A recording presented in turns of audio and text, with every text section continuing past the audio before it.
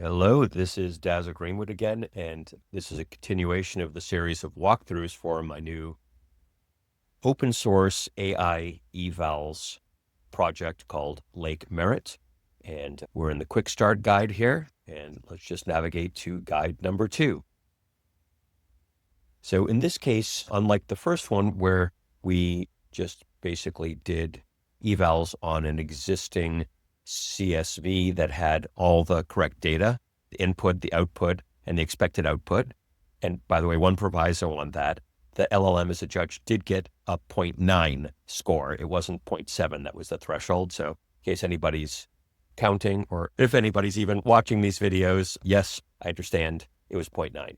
But anyway, that one was doing evals on the existing data. In this case, we're going to actually synthesize some data. This is a very common activity in doing evals.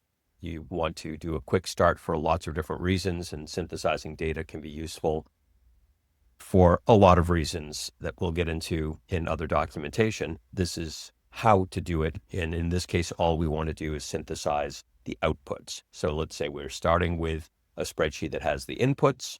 It also has the expected outputs. And what we want is to synthesize actual outputs so that we can then go ahead and do evals on those.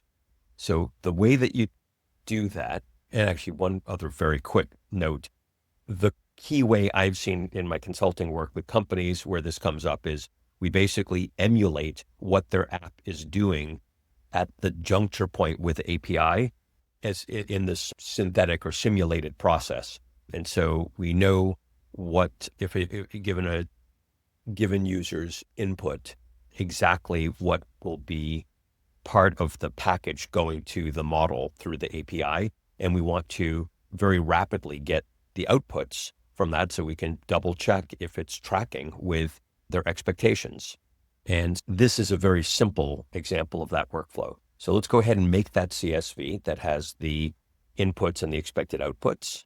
We'll call it generate outputs test.csv. I'll go to a simple text editor, Sublime, save it here in some walkthroughs. Let's populate it with that data. Again, I've tried to provide everything you need to do these walkthroughs within this quick start guide itself. So that looks good. 2 columns of data. Okay, now the walkthrough is going to be a little different because we're now not going through mode A where you've got all the data. We're doing mode B, I call it. And mode B is different variations of creating some of the data and then doing the evals. So we'll go to mode B, and that looks like this. Configuring manually. We're not yet at eval packs. That'll be a fun walkthrough, and that's mostly what I use this platform for. Not mode A, mode B. Generate new data. Let's grab that CSV that I just made. This one.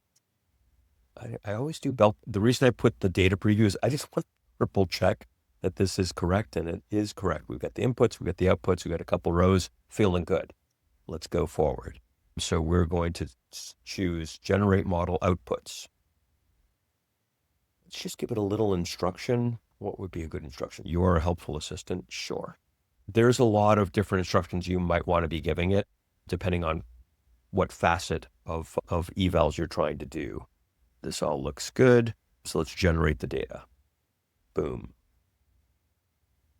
All right, so it actually went and did very quick API calls. There's just 2 quick calls, and it generated the chemical formula for water is H2O. The expected output was H2O. That I'm thinking LLM as a judge would pass that. I think in this version on Streamlit, I don't yet have to proceed directly to the eval, but what you can do is just download the CSV. We don't need to rent a tux. And so let's go here. Let's just do generate outputs test 2. Just between us, we'll remember that's what this one is. I'm just proving to you now, like, this is how you do it. Modeling for you, I should say. So we should have 3 now. Yep, we do. And now we can go ahead. We don't need exact match. And Actually, I'll do fuzzy match. No, I'll do exact match. You'll see the exact match should fail, yep, on all of these because it's not the exact same wording. Sometimes you want exact match. The LLM as a judge should be fine because we're asking to compare the actual outputs with the expected outputs, and that's a matter of reasoning. And these are semantically equivalent. Let me just run the eval, and I'll show you and talk over it when we get the outputs. Here are the outputs. What do we have? We've got two winners. LM as a judge as expected said they're both legit. And for exact match, we had one winner, which actually surprisingly and delightfully was an exact match. So I guess there's not that many ways in French to translate hello, how are you? I don't know. I defer to experts in the French language. But for exact match, H2 was obviously not the same as that. And yet again, this is the first one you're seeing. I'll just show you again. You click on, make sure you're in the one that you want. There's only two here. So we're in the first one, which got 2 passes. And if you want to inspect what the reasoning was, the LLM said it matches the output exactly. So it gave it a 1 out of 1, and the threshold was 0.7. Exact match. It was an exact match. It's more interesting, I think, to look at the ones that failed. And we'll get some failing ones with LLM as a judge, but here's an exact match fail. It came in at the expected length was 3, the actual output length was 38, and that is a false. So I don't think I showed the download center before, but this is really good when you're doing repeated evals or when you want to do a deeper dive. And I'll deconstruct each one of these, but the CSV format of everything that happened in JSON format are pretty good and includes the configuration, all the inputs and outputs, exactly the score that was used and everything like that. Summary report just gives the top line, how many passed, how many failed, what were the errors, and things like that. You can keep your configurations. This is especially handy when you're doing eval packs so that you can do versioning of them and do slight changes and see how that changes things. So that's the download center.